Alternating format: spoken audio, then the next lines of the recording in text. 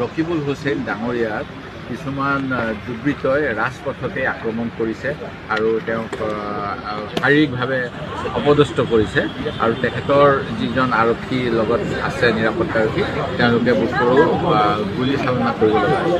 এনে ঘটনা দিন দুপৰতে হোৱাটোৱে অসম আৰক্ষীৰ যে অপৰাধ সম্পৰ্কে কোনো জ্ঞান নাই এই কথাকে প্ৰমাণ কৰিছে। মই এই কথা এইকাৰণেই ক'ব বিচাৰিছোঁ, এজন মন্ত্ৰী বা এজন সাংসদ বা এজন বিধায়কে কোনো অঞ্চললৈ গ'লে সেই বিষয়ে আৰক্ষীক আগতীয়াকৈ অৱগত কৰে আৰু আৰক্ষীয়েও তেনেকুৱা ঘটনা সম্ভাৱ্য হ'ব পাৰে বুলি, যিহেতু যোৱা সময়ছোৱাত এই অঞ্চলসমূহত যথেষ্ট উত্তপ্ত পৰিস্থিতি হৈছিল নিৰ্বাচনক লৈ তেওঁলোকে সষ্টম হৈ থাকিব লাগিছিল, কিন্তু আজি দেখা পালোঁ তেনেকুৱা একো ব্যৱস্থা হোৱা নাই।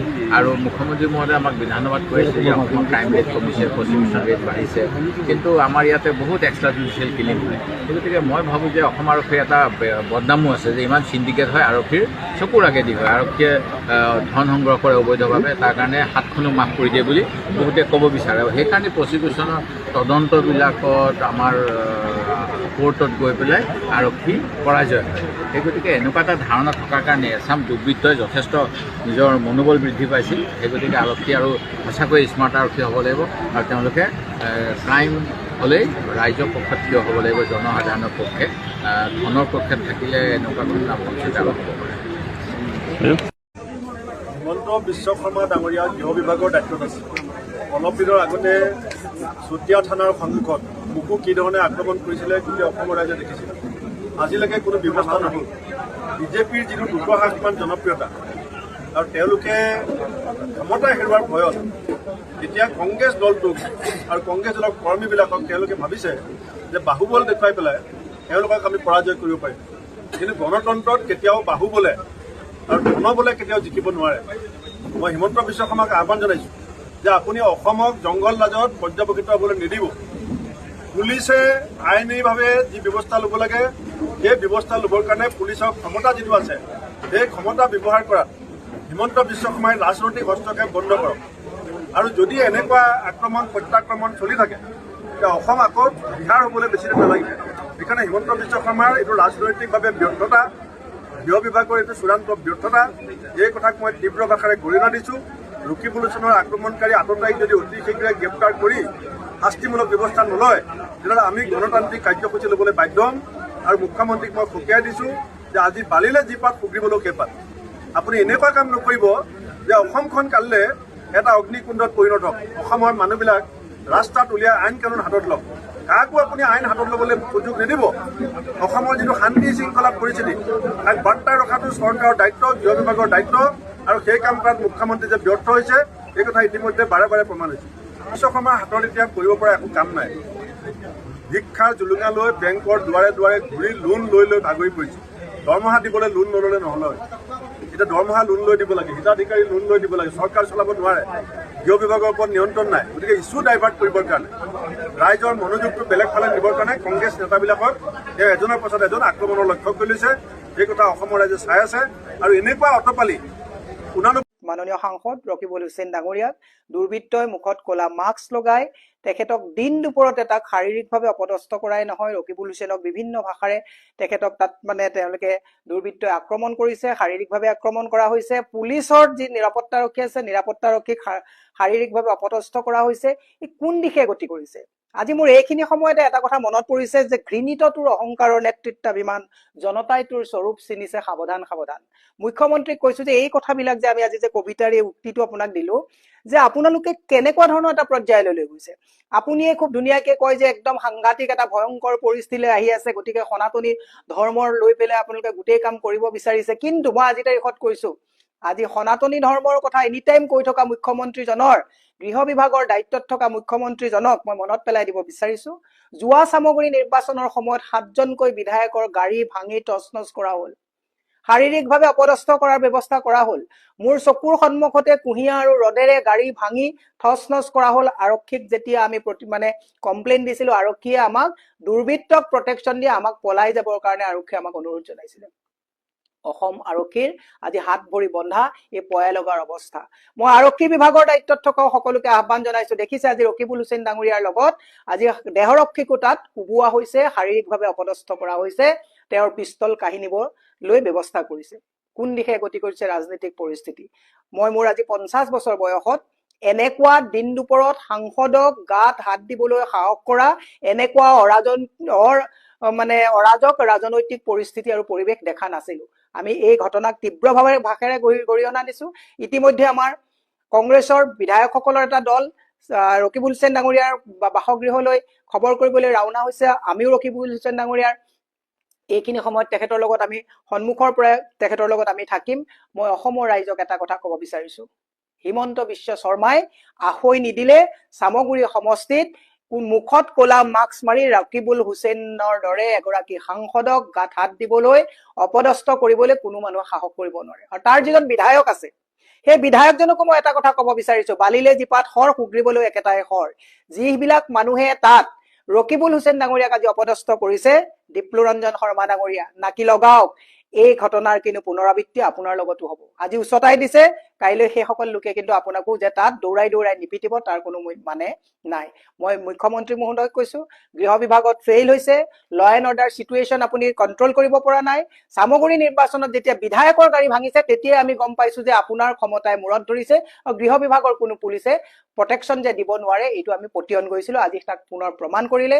এই ঘটনাক আমি গৰিহণাৰ দিয়াৰ সমান্তৰালভাৱে মুখ্যমন্ত্ৰী ডাঙৰীয়াক যিহেতুকে ফুটেজত যিসকল মানুহক তাত দেখিছে একদম কঠোৰৰ পৰা কঠোৰ শাস্তি আমি দাবী কৰিছো আৰু তেওঁলোকক কৰায়ত্ব কৰি আপুনি যদি আজি এইসকল কালপ্ৰিতক যদি কৰায়ত্ব কৰি দৃষ্টান্তমূলক শাস্তি দিব নোৱাৰে, অনাগত দিনত বিৰোধীৰ কোনো বিধায়ক বা সাংসদেই অসমত যে সুৰক্ষিত নহয় ইয়ে প্ৰমাণ কৰে। ইতিমধ্যে দেখিছে ছচিয়েল মিডিয়াত আমাৰ বিভিন্ন ধৰণৰ কংগ্ৰেছ মানুহসকল, কংগ্ৰেছী নেতাকৰ্মীসকলক এটেক কৰিবৰ কাৰণে আপোনালোকে বিভিন্ন পন্থা হাতত লৈছে।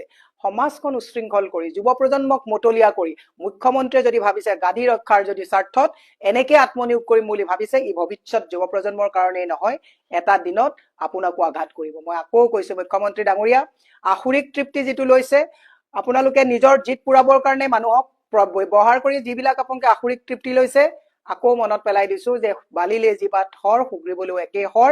আজি ৰকিবুল হুছেইন ডাঙৰীয়াক যি অৱস্থালৈ লৈ গৈছে, এইসকল দুৰ্বৃত্তই কেতিয়াবা যে ঈশ্বৰে নকৰক আপোনাকো খেদি খেদি প্ৰহাৰ কৰি নকৰিব তাৰ কোনো মানে নাই।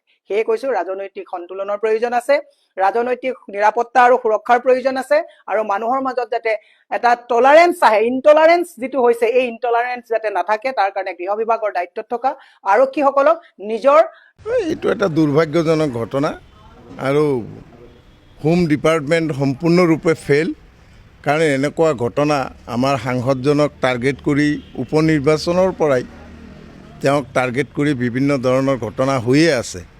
আৰু পাৰ্টিকুলাৰ কেইটামান দুৰ্বৃত্ত, গোটেই নহয়, এই 10-12জন দুৰ্বৃত্ত সেইখিনিয়ে নিৰ্বাচনৰ সময়তো গাড়ী ঘোঁৰা ভাঙিছে, আমাৰ সাংসদগৰাকীক বাৰে বাৰে এটাক কৰিছে, কিন্তু প্ৰশাসনে কোনো ব্যৱস্থা নলয়। তাৰ পৰা ৰাইজে এইটোৱে কৈ আছে যে প্ৰশাসনৰ সহযোগিতাতে এইখিনি ঘটনা হৈ আছে। কালিৰ যিটো ঘটনা আমাৰ সাংসদগৰাকীয়ে প্ৰেছ মিটত কৈছে যে এই ঘটনাটো SP-জনেও জ্ঞাত, OC-জনেও জ্ঞাত। OC-জনেও সাংসদগৰাকীক কৈছিল যে তেখেতে কোনোবা তিনিআলিৰ পৰা এস্কৰ্ট কৰি লৈ যাব, কিন্তু শেষ মুহূৰ্তত OC-জন সেই তিনিআলিত নাই, তেখেত অকলে অকলে যাব লগা হৈছে আৰু গৈয়ে তাতে এই ঘটনা হৈছে। আৰু যি বজাৰত ঘটনাটো হৈছে তাতে কোনো পুলিচো নাই, অকল আমাৰ সাংসদগৰাকীকে আক্ৰমণ কৰা নাই, দেহৰক্ষী দুজনকো আক্ৰমণ কৰিছে, মাৰপিট কৰিছে। আজি আমাৰ সাংসদগৰাকীক প্ৰাণে মাৰাৰ কাৰণে যিটো মানে এটাক কৰিছিল কালি, সেইটো লৈ গৃহ বিভাগ চিৰিয়াছ হ'ব লাগে। এজন জনপ্ৰতিনিধিক এনেকুৱা প্ৰাণে মাৰাৰ এটাক কৰিছিল, তাতে মুখ্যমন্ত্ৰীক দেখা গৈছে যে এছেম্বলিত তেওঁ কিছু তুলুংগা মন্তব্য আগবঢ়াইছে। এইটো লৈ আমি দুখিত আৰু তেওঁক গৰিহণা দিছোঁ যে ঘটনাটো চিৰিয়াছলি নলৈ তেওঁ কিছুমান তুলুংগা মন্তব্যহে কৰিছে। এইটো পৰিকল্পিত ঘটনা আৰু এইটো মানে প্ৰশাসনৰ নেতৃত্বতে হোৱা বুলি আমি ক'ব পাৰিম, যিহেতু প্ৰশাসন তাত সম্পূৰ্ণৰূপে নিষ্ক্ৰিয়। সাংসদ ৰকিবুল হুছেইন ডাঙৰীয়াক দিন দুপৰতে ৰাজপথত যে আক্ৰমণ কৰিলে এয়া পোনপ্ৰথমে দুৰ্ভাগ্যজনক আৰু মই তীব্ৰ ভাষাৰে গৰিহণা দিছোঁ। এতিয়া চাওক, কথাটো এনেকুৱা, আজি যদি দিন দুপৰতে ৰাজপথত এজন সাংসদৰ নিৰাপত্তা নোহোৱা হৈছে, তেতিয়াহ'লে সাধাৰণ জনতাৰ অৱস্থাটো কি হৈছে? আজি ল' এণ্ড অৰ্ডাৰ ছিটুৱেশ্যনটোৰ অৱস্থাটো চাওক। মাননীয় মুখ্যমন্ত্ৰী ডাঙৰীয়া নিজে গৃহ বিভাগৰ দায়িত্বত আছে। এতেকে এই ঘটনাৰ সম্পূৰ্ণ দায়িত্ব তেখেতে গ্ৰহণ কৰিব লাগিব। ইয়াৰ উচিত বিচাৰ হ'ব লাগিব। আৰু দোষী যিহেতু ইতিমধ্যে চিনাক্তকৰণ হৈছেই, তেওঁলোকৰ ভিডিঅ' ফুটেজ আমাৰ সকলোৰে হাতে হাতে আছে, গতিকে অনতিপলমে তেওঁলোকক গ্ৰেপ্তাৰ কৰি দৃষ্টান্তমূলক শাস্তি দিব লাগিব। অন্যথা আমি ভাবিবলৈ বাধ্য হ'ম যে এয়া চৰকাৰী পৃষ্ঠপোষকতাতে এই ঘটনাবিলাক হৈ আছে। গতিকে আমি সাধাৰণ ৰাইজ হিচাপে আমি শংকিত হৈছোঁ যে আমি আচলতে সঁচা কথা ক'ব নোৱাৰিম নেকি, সঁচা কথাবোৰ ক'লে আমাকো এনেকৈ আক্ৰমণ কৰিব নেকি, এইবিলাক প্ৰশ্ন আমাৰ উদয় হৈছে আজি। গতিকে এইবিলাক যাতে উদয় নহয়, তাৰ কাৰণে আমি মুখ্যমন্ত্ৰী ডাঙৰীয়াক অনুৰোধ জনাম বা দাবী জনাম যে ইয়াৰ এটা উচিত তদন্ত হ'ব লাগিব। আৰু আনহাতে মই আন এটা কথা ক'ব বিচাৰিছোঁ, আজি যোৱাকালিলৈকে আপোনালোকে চাওক, মই যিহেতু কংগ্ৰেছ দলৰ এজন কৰ্মী, মই কথাটো ক'ব বিচাৰিছোঁ যে যোৱাকালিলৈকে আমাৰ নেতা গৌৰৱ গগৈ ডাঙৰীয়াক আক্ৰমণ কৰি আছিল। তেওঁক আক্ৰমণ কৰি যেতিয়া নোৱাৰিলে, আজি ৰকিবুল হুছেইন ডাঙৰীয়াক আক্ৰমণ কৰিছে। তেওঁক অকল মুখেৰে নহয়, আজি হাতে কামে আক্ৰমণ কৰিছে। গতিকে এইবিলাকৰ পৰা আমি কি ধাৰণা কৰিব? আচলতে ভাৰতীয় জনতা পাৰ্টী শংকিত নেকি? যদি শংকিত, তেতিয়াহ'লে তেওঁলোকে শুধৰণি কৰক। তেওঁলোকে ক'ৰবাত ভুল কৰিছে, যাৰ কাৰণে আজি জনতা তেওঁলোকৰ ওচৰৰ পৰা আঁতৰি গৈছে, আৰু সেইকাৰণে তেওঁলোকে এইবিলাক ভুল কাম আৰম্ভ কৰিছে। গতিকে মই পুনৰবাৰ মাননীয় মুখ্যমন্ত্ৰী ডাঙৰীয়াক অনুৰোধ জনাম যে আপোনালোকে ইয়াৰে উচিত তদন্ত কৰক আৰু আপোনালোকে এইবিলাক কাম বন্ধ কৰি আমাক সঁচা কথা ক'বলৈ, আৰু সঁচা কথা ক'লে যে মানুহৰ কোনো ভয় নাই, এইটো নিশ্চয়তা আপুনি প্ৰদান কৰক।